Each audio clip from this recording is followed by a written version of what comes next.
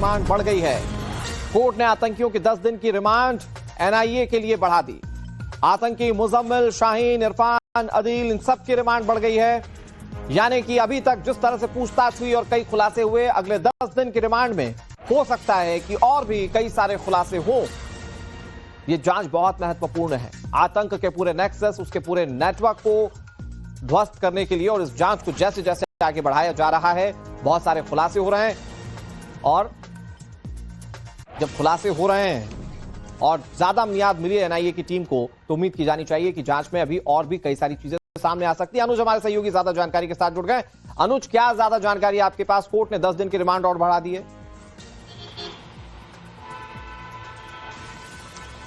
जी बिल्कुल, doctor Muzammil, doctor Shaheen, मुफ्ती इरफान और doctor Adil, ये इन चारों को 10 दिन की रिमांड खत्म होने के बाद आज स्पेशल एनआईए कोर्ट में पेश किया गया, जहां से 10 दिन की इनकी रिमांड और ज्यादा बढ़ा दी गई।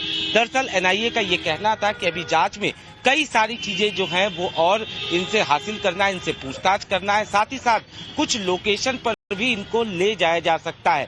जाहिर तौर पर जिस तरीके से डॉक्टर शाहीन के बारे में ये बात सामने आ रही थी कि किस तरीके से उसको जो जिम्मेदारी दी गई थी वो कहीं न कहीं जो गरीब और भोली भाली महिलाएं हैं उनको उनकी भर्ती करना और आतंकी एक फौज खड़ा करना जो उसके द्वारा किया जाना था, इसको लेकर वो लगातार लखनऊ की बात की जाए, कानपुर की बात की जाए या कई ऐसी जगहों पर वो कई बार धमाके से पहले गई थी। ऐसे में हो सकता है कि अब एनआईए की टीम जो है इस 10 दिनों में डॉक्टर शाहीन से पूछताछ करके उसे उत्तर प्रदेश ले जा सकती है, क्योंकि जिस तरीके से उसे अल-फलाह यूनिवर्सिटी ले जाया गया, वहां पे जब तलाशी ली गई और जब कमरा नंबर 22 की तलाशी ली गई तो वहां से 18 लाख रुपए कैश मिले। ऐसे में साफ तौर पे समझा जा सकता है कि किस तरीके से बाकायदा फंड जो था वो कैश पैसा वो मिला।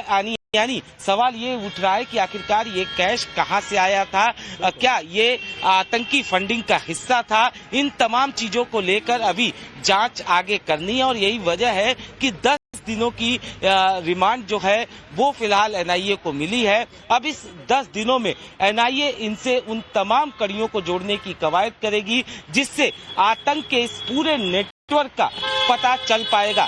क्योंकि निश्चित तौर पर अगर बात किया जाए, क्योंकि ये बात सामने आ रही थी कि किस तरीके से जो पूरी साजिश थी, इन 7 आरोपियों के साथ साथ कहीं न कहीं कुछ ऐसे लोग भी इस पूरे टेरर मॉड्यूल का हिस्सा हो सकते हैं जिन्होंने इनकी मदद की हो। ऐसे में वो कौन लोग हैं जिन्होंने इनकी मदद की है, इस बारे में भी पता लगाने की कवायद की जा रही है। तो निश्चित तौर पर ये 10 दिन काफी अहम होंगे, जिस दौरान एनआईए इनसे पूछताछ कर इस पूरे मामले में और ज्यादा जानकारी इकट्ठा करने अगर एक लाइन को समअप करें अनुज, तो जिस पॉइंट तक अभी तक जांच पहुंची है उस पॉइंट से अब इसको आगे बढ़ाया जाएगा जब अगले 10 दिन रिमांड पर रखेंगे इन तमाम आतंकियों को जांच एजेंसी। बहुत शुक्रिया आपका अनुज, हमारे साथ जुड़ने के लिए और सारी जानकारी देने के लिए। आगे बढ़ते हुए दिल्ली ब्लास्ट से जुड़ी एक और बड़ी खबर आपको बताते हैं। दिल्ली धमाके की जांच में एक नाम और शामिल है। संभाजी नगर से गिरफ्तार संदिग्ध कल्पना की जांच की जा रही है। इसके तार दिल्ली ब्लास्ट से जुड़ रहे हैं। ब्लास्ट के दिन दिल्ली में मौजूद थी कल्पना, मतलब रहने वाली संभाजी नगर की, लेकिन देखिए कितना बड़ा इत्तेफाक है।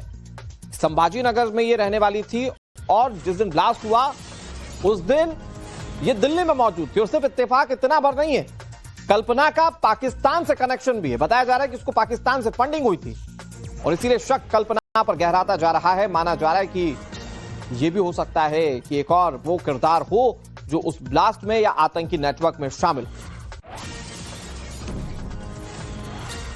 इसमें जितने भी एंगल्स है वो सभी एंगल से हम इन्वेस्टिगेशन कर रहे हैं। जैसे आगे इन्वेस्टिगेशन होगा उसमें जो चीजें सामने आ जाएंगी तो वो डिस्क्लोज हो जाएंगी।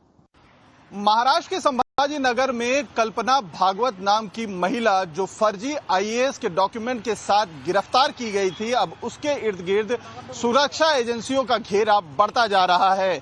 शुरुआती जांच में जो मामला फर्जी आईएएस के डॉक्यूमेंट्स के साथ रहते हुए महिला के बारे में जानकारी मिली थी, जिसके तहत उसे गिरफ्तार किया गया था, अब धीरे धीरे तार कहीं ना कहीं दिल्ली ब्लास्ट से जुड़ उड़ते हुए भी दिखाई दे रहे हैं। हालांकि एजेंसियां हर एंगल से जांच करने की बात की जा रही है।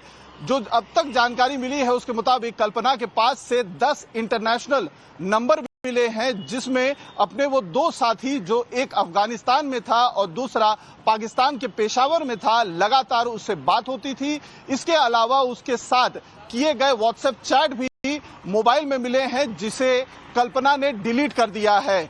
इस मामले को लेकर पुलिस ने 5 दिन की कस्टडी कोर्ट से मांगी थी, जिसका शुक्रवार को कस्टडी खत्म होने के बाद कोर्ट ने 10 दिन की एडिशनल पुलिस कस्टडी दे दी है। एजेंसीज अभी सीधे तौर पर कल्पना के दिल्ली ब्लास्ट से कनेक्शन के लिए हामी तो नहीं भर रहे हैं, लेकिन उनका कहना है कि वो हर एंगल से इस मामले की जांच कर रहे हैं। और जांच के दौरान ये भी पता चला है कि जिस दिन दिल्ली ब्लास्ट हुआ था, कल्पना उस दिन दिल्ली में मौजूद थी और उससे पहले वो राजस्थान के बॉर्डर इलाके में 2 से 3 बार गए थे। तो यानी कि इस मामले में कई सारे पेचीदगियां हैं और खास तौर पे ये संदिग्ध महिला कितनी ज्यादा दिल्ली ब्लास्ट में इन्वॉल्व है, इस बात को लेकर एटीएस तक मामला जहां जांच का था, अब धीरे धीरे आईबी और एनआईए के तहत जो अधिकारी हैं वो भी इस मामले की जांच में इन्वॉल्व हो गए हैं।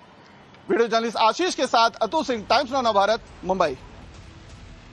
दिल्ली धमाके की जांच की जा रही है, तो उसमें अब तक उमर, आदिल, मुजम्मिल, शाहीन, बहुत सारे नाम सामने आए। लेकिन अब जो नया किरदार जुड़ रहा है वो कल्पना का है। अब आप सोच रहे होंगे कि ये कल्पना कैसे जुड़ रही है दिल्ली ब्लास्ट से, इसका राज क्या है, तो मैं आपको समझाता हूं।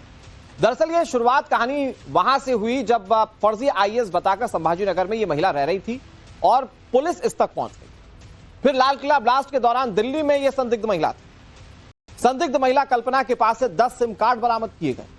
सिम कार्ड से अफगानिस्तान और पेशावर में जो लोग थे उनसे संपर्क इसने किया था। पुलिस को महिला से पाक अधिकारियों के नंबर भी मिले थे। महिला से पेशावर आर्मी कैंटोनमेंट बोर्ड का नंबर भी बरामद किया गया। अफगानिस्तान दूतावास का नंबर भी महिला के पास था। पाकिस्तान के एक शख्स के साथ महिला चैट करती थी लगातार। हालांकि महिला उन चैट्स को डिलीट कर दी थी। कल्पना फ्लाइट से हाल ही में राजस्थान, जोधपुर, दिल्ली भी गई थी और ये बिल्कुल वैसे ही क्रियाकलाप लग रहे हैं जैसे कि आतंकी रेकी के वक्त करते हैं। और फिर सबसे बड़ा सवाल ये कि 10 सिम कार्ड आपके पास क्यों थे और आप पाकिस्तान और अफगानिस्तान के नंबर से कैसे लगातार डील कर रहे थे? उसमें भी हाई ऑफिशियल से आपकी बात हो रही थी और ऐसे में कल्पना पर शक लगातार गहराता जा रहा है, जिसको लेकर जांच की जा रही है। दरअसल कल्पना की गिरफ्तारी महाराष्ट्र के छत्रपति संभाजीनगर से हुई थी। कल्पना नाम की यह महिला खुद को आईएएस अधिकारी बताकर हेकड़ी जमाती थी। कई दिनों से 5 स्टार होटल में रुकी हुई थी। जब कल्पना पर होटल स्टाफ को शक हुआ तो उन्होंने पुलिस को बताया कि साहब इस तरह से एक महिला रह रही है। पुलिस ने पूछताछ की तो कल्पना रौब दिखाने लगी कि मैं आईएएस अधिकारी हूं। पुलिस पूछताछ से बचने की उसने भरसक सारी कोशिश कर ली, लेकिन पुलिस ने सख्ती से कड़ाई से पूछताछ की, कमरे को खंगाला, मोबाइल चेक किया तो पुलिस के अधिकारी हैरान रह गए। और फिर जब ये सारी डिटेल निकलकर सामने आई कि भाई कल्पना का जुड़ाव तो पाकिस्तान के कुछ लोगों से है या अफगानिस्तान के लोगों से है, वो भी हाई ऑफिशियल से है, तो फिर उसके बाद शक गहराया और कल्पना को गिरफ्तार कर लिया गया।